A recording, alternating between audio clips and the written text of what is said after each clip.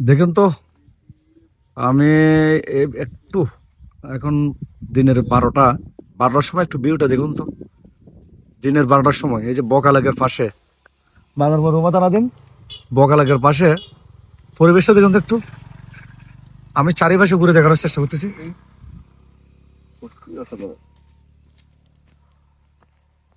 Wow, দেখুন মেঘ একদম পাহাড়ের সাথে ঘেসে ঘেসে ঘুরে বেড়াচ্ছে। এই পরিবেশগুলো আসলে আমরা যে সমতলে থাকি, হই হুল্লা, গাড়ির শব্দ, ব্যয় বোস, এই সমস্ত পরিবেশ থেকে মনকে রিফ্রেশ করতে মাঝে মধ্যে এইসব ট্যুরের দরকার আছে। মানে দেখানোর চেষ্টা হচ্ছে কত উঁচুতে আছে আমরা। আমরা এখন বগালাগ থেকে কেওক্রাডাঙ্গা দিকে যাচ্ছি। দেখুন আপনার, কিছুক্ষণের মধ্যে আমরা বাংলাদেশের সর্বোচ্চ পর্বত শৃঙ্গ কেওক্রাডাং যাওয়ার মনস্থির করছি। হয়তোবা জানি না ঠিক মতো গিয়ে পৌঁছবো কিনা।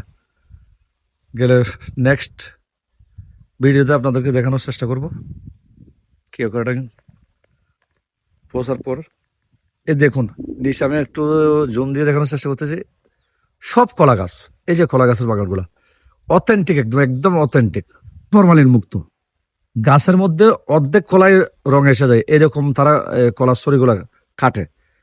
একদম অর্ধেক রং চলে আসলে কলার মধ্যে পাকা রংটা হলদে ভাব চলে আসলে তখন তারা কলা গাছগুলা কলাগুলো কাটে আর কি।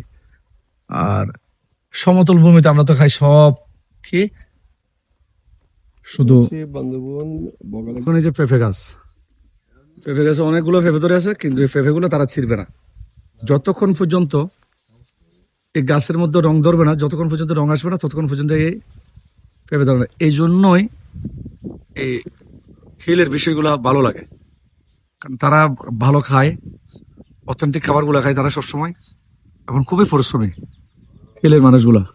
দেখেন কলা গাছ আর কলা গাছ, কলা গাছে ভর্তি, একদম পুরো একটা পাহাড়, পুরা পাহাড় দেখুন। জুম দিয়ে দেখেন একদম পুরাটা হচ্ছে কলা গাছের বাগান। যতটুকুই যাবেন ততটুকু যাবেন কলা গাছ আর কলা গাছ, উপরে নিচে।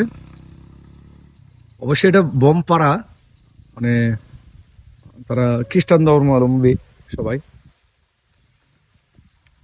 আমি মনটাই চাচ্ছে না মানে এখান থেকে ফিরে যেতে।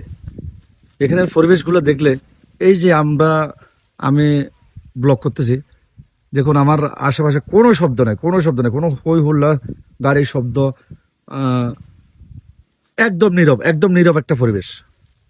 আসলে রিফ্রেশ মনকে একমাত্র ইয়ে করতে, এই দেখুন শুধু একমাত্র তার মানে ডিডি করতেছে, এই রিফ্রেশ মনকে আপনার ফ্রেশ মাইন্ডে রূপান্তর করতে হিলের কোনো বিকল্প নাই, হিল টেক্সের কোনো বিকল্প নাই।